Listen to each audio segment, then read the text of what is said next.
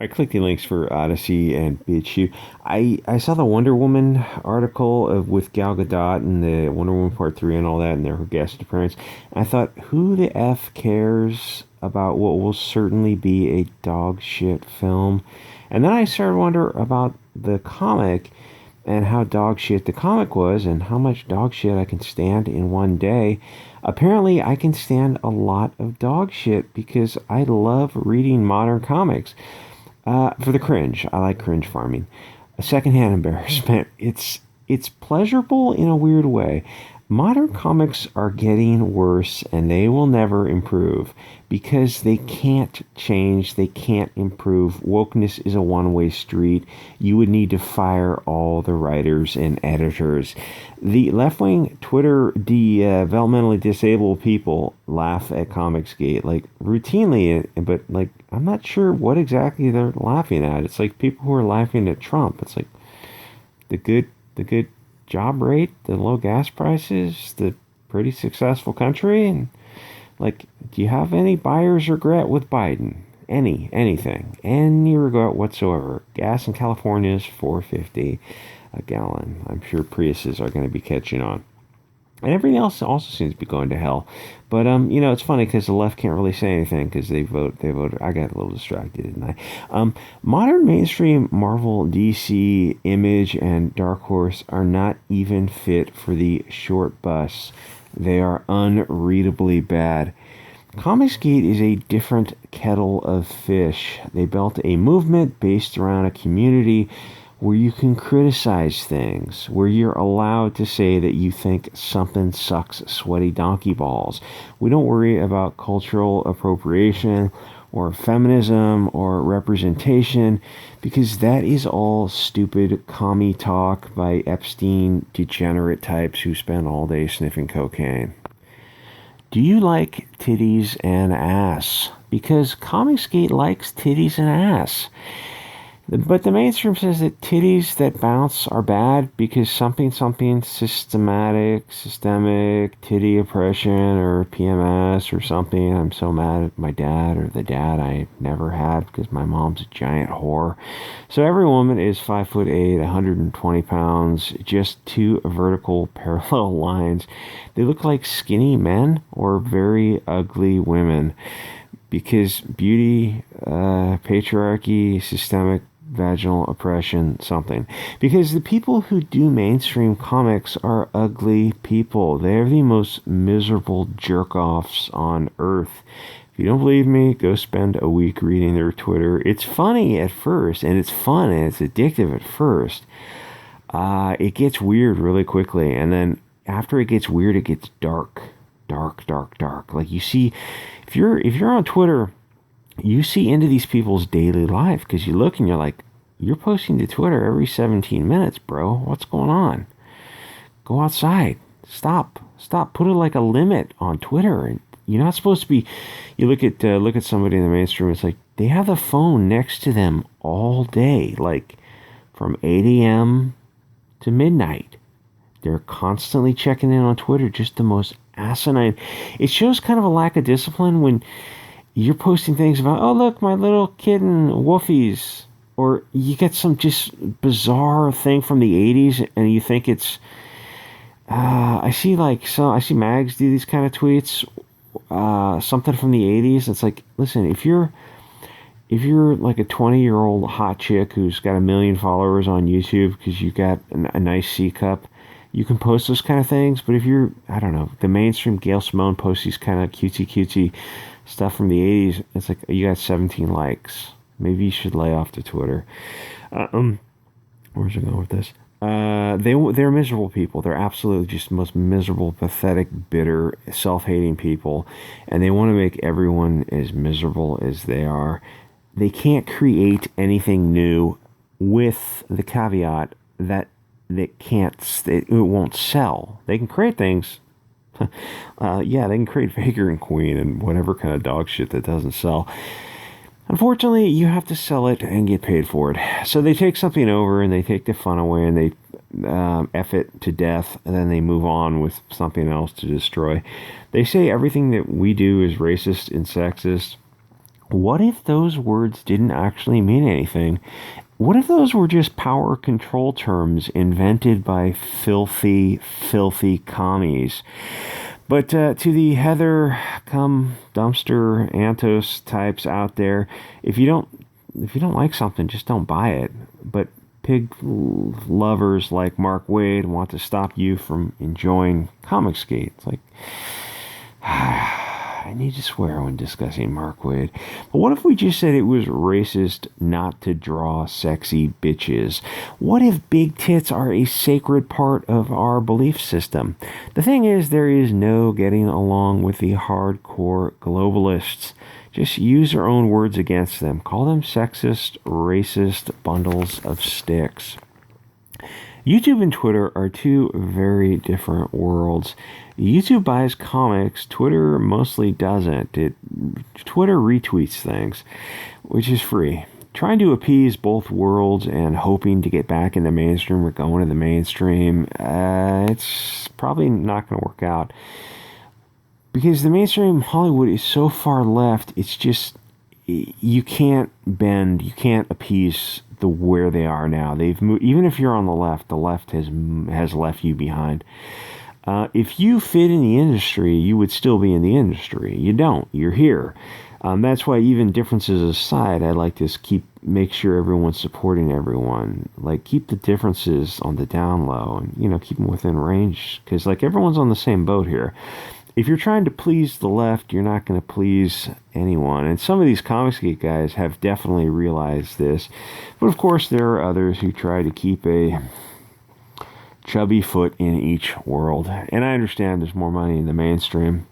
But we're in the age of Twitter, where childish weirdos can create non-stop hate campaigns. These losers have nothing better to do with their life than bitch and moan for dopamine. I think the thing to do is put some smiles on our faces, quash the infighting, and grow the audience. And, Michael Bancroft's got a channel on YouTube. He does a live stream. He's getting very, very good at it. And also try to spread the audience to alternative platforms like Odysee, DLive, BitChute, Gab TV. And here's the thing, I have a lot of faith in Comicsgate. One, because there's a lot of great, talented people who are sick of soy-filled pussy comics by assholes like Mark Wade, Ron Marz, and the rest of the douche canoes. And two, because the mainstream comics are so bad, as I'm showing you here, that people who enjoy the graphic novel format or the comic format, they're willing to support very talented amateurs. And don't get me wrong, not everything is ready for publication. Who gets to decide if you're ready for the market? Me. I have elected myself boss. And the penultimate judge, because the final judge is, of course, the marketplace. Email a few samples and I'll give you a critical review that is based on my years of experience of being an asshole, with a great eye for talent in the rough. BiancaZombie602@gmail.com, or the links below. Oh, and I saw the new alternative to Indiegogo Kickstarter. It's the new vagina candle site by some mainstream dildos. They handle all the details of selling comics so that the artists don't have to worry, which sounds great. One little issue is the advertising aspect of it. It sounds like they're using Twitter for their advertising, which is fine if you're a big name with a huge following. They're going to pull a certain percentage of their Twitter audience, and they'll do fine. I mean, what do you have to sell? Like 1,000 to get us 1,000 buyers? I don't know, a certain amount of buyers. It's like, yeah, they can get that from Twitter. It's like 1% or 2% of their Twitter. But if you're a less known artist, you're better off building a social media audience with a more interactive audience, like YouTube, which is perfect for giving and getting feedback. Sometimes too much feedback. Sometimes people can be mean. We all have feelings. I see Joe Glass doing his thing, though I'll say that people are more honest on BitChute and Odysee, because there's no filter for those comments. Whatever you write goes up on Odysee and BitChute, and people can be so hurtful. So I see Joe Glass is doing his thing, and Gail Simone gave up after 4 videos. But Joe is doing his videos. I can't help but liking Joe Glass. I know gay guys like him who are just like paint their nails and just they love Liberace, and who's the other guy who played the piano? Just they love that kind of ostentatious, what? There's another O word I'm looking for. I think it's. And I asked him once why he didn't come do a show with some of the Comicsgate guys, and he gave me a response. It was pages in his reply about how Comicsgate and some people who I won't mention made his life a living hell. On how did they do that? On Twitter?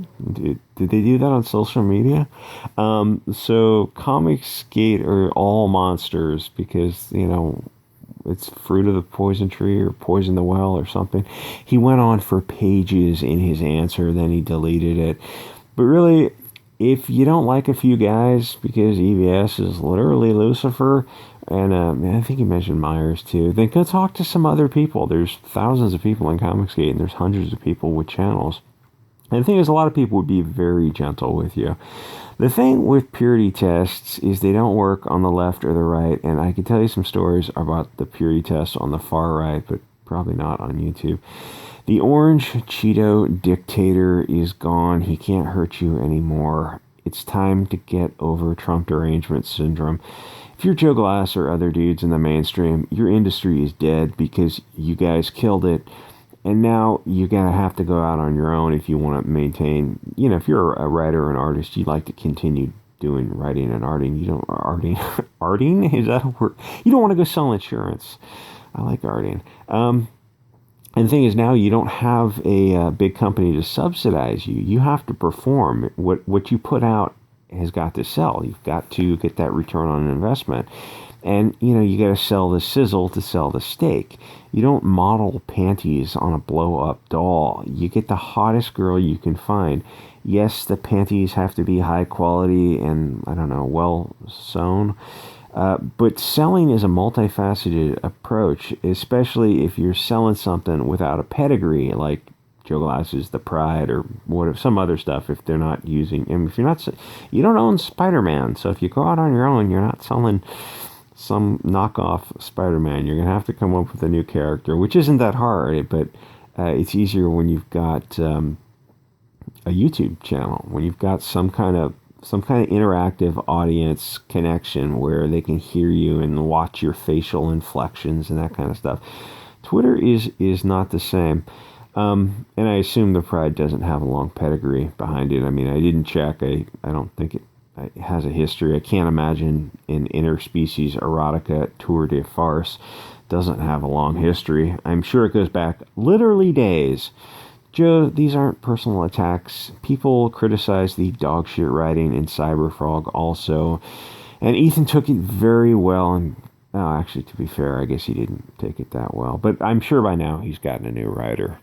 I don't know where I was going with this, but this is Wonder Woman. I don't read Wonder Woman or a whole lot of DC. Batman before 1990? Really? Most comics before 1990, but I mean the mainstream. So here's Wonder Woman going around beating up men, and then they cry and on their hands and knees crying to her. Just little babies, just little baby boy, just change your diaper and suck your thumb and get the nipple. And this is, I don't know who wrote this. Some douchebag jerk off wrote this. Nobody wants to see this mannish woman and this giant guy with muscles bigger than her head just on his knees crying after she crumples his hammer, which is a fake hammer. I get that, it doesn't matter, but this degrading, feminizing, this is going against humans. Came down from the trees about 10 million years ago. Sorry, Doug TenNapel, Mike Miller, where the primates came down from the trees. And, men have certain roles to play and women have certain roles to play. And nobody wants to see a crying dude. If you're at a funeral for your dog, maybe. Anyway, like, comment, subscribe, guys. Go to Odysee, Gab TV, BitChute, I don't know, all the other platforms that we're going to be getting on. I'll see you all next episode.